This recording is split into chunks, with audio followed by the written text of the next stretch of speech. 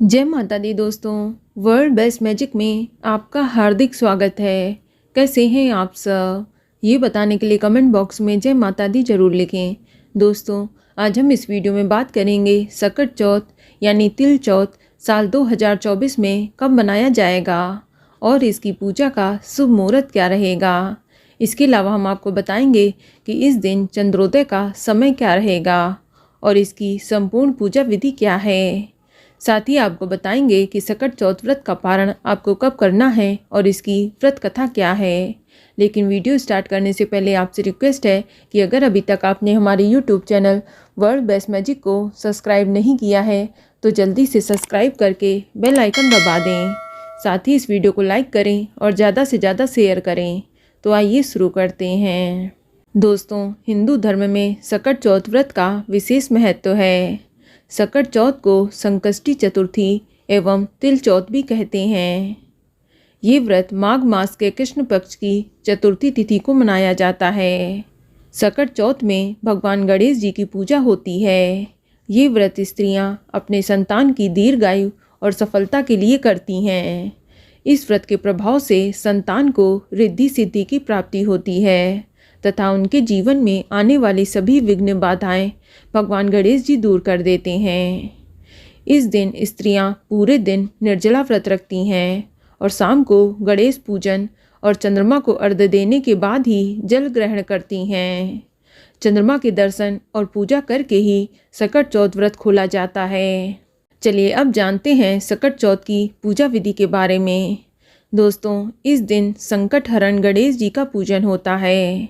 इस दिन प्रातःकाल नित्य कर्मों से निवृत्त होकर गणेश जी का पूजन एवं व्रत का संकल्प लें। इसके बाद पूरे दिन निर्जला व्रत करते हुए मन ही मन में गणेश जी का नाम जाप करें या मंत्र जाप करें। फिर सूर्यास्त के बाद स्नान करके स्वच्छ वस्त्र पहन लें और फिर विधिवत गणेश जी का पूजन करें। आप सबसे पहले एक लकड़ी की चौकी पर लाल व पीले रंग का वस्त्र बिछा लें और उस पर गणेश जी की मूर्ति या फोटो स्थापित कर दें। अब आप कलश की स्थापना करें। आप कलश में जल भरकर रखें, धूप दीप अर्पित करें। नैवेद्य के रूप में इस दिन तिल तथा गुड़ के बने लड्डुओं का भोग लगाएं। पुत्रवती स्त्रियां पुत्र की सुख समृद्धि के लिए ये व्रत रखती हैं। इस दिन तिल और गुड़ के लड्डू का विशेष महत्व होता है। तिल के लड्डू बनाने हेतु तिल को भूनकर गुड़ की चाशनी में मिलाया जाता है। फिर तिलकुट का पहाड़ बनाया जाता है। कहीं कहीं पर तिलकुट का बकरा भी बनाते हैं। तत्पश्चात गणेश पूजा करके तिलकुट के बकरे की गर्दन घर का कोई बच्चा काट देता है। फिर गणेश पूजन करने के बाद चंद्रमा को कलश से अर्घ्य अर्पित करें, धूप दीप दिखाएं।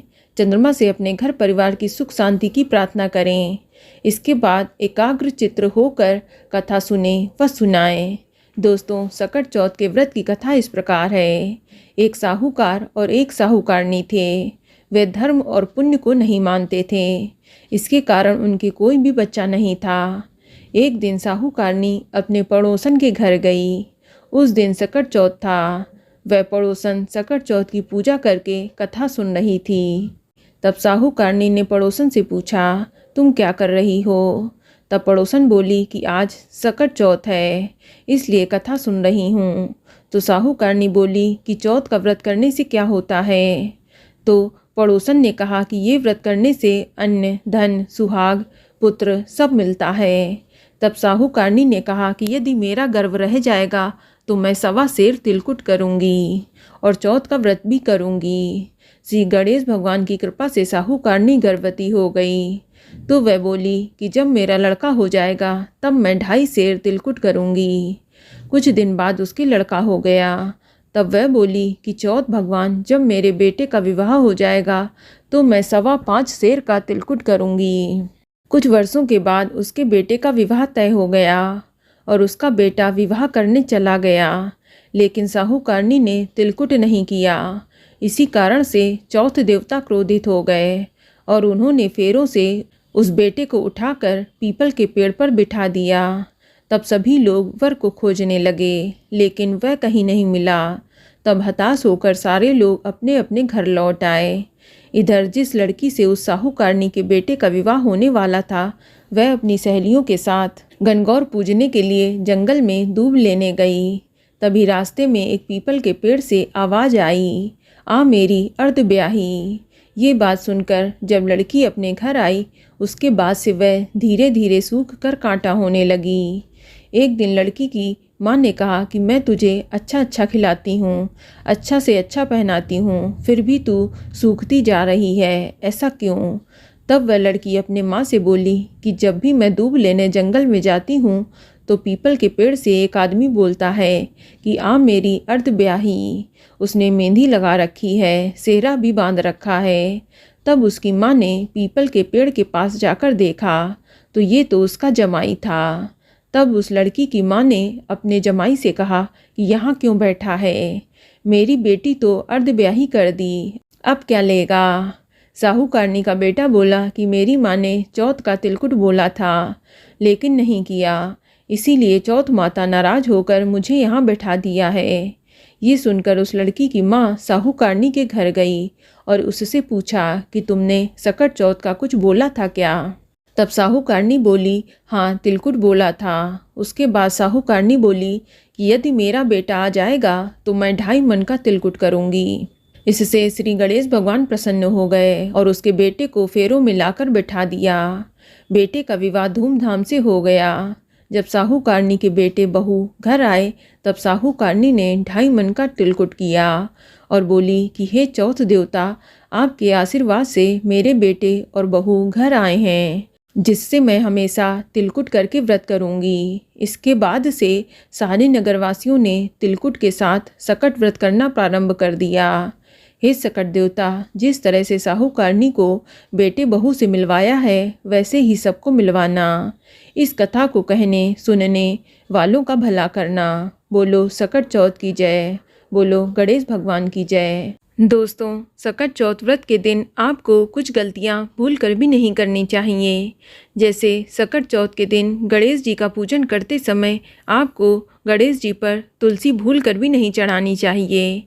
इसके अलावा यदि आप सकट चौथ का व्रत रख रहे हैं तो इस दिन भूल कर भी गणेश जी की सवारी चूहा इसको ना सताएं। चूहे को सताने से गणेश भगवान नाराज हो जाते हैं। इसके अलावा सकट चौथ के दिन महिलाएं भूल कर भी काले रंग के वस्त्र ना पहने।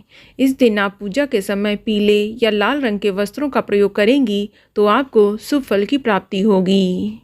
तो चलिए अब जानते हैं कि साल 2024 में सकट चौथ का व्रत कब रखा जाएगा।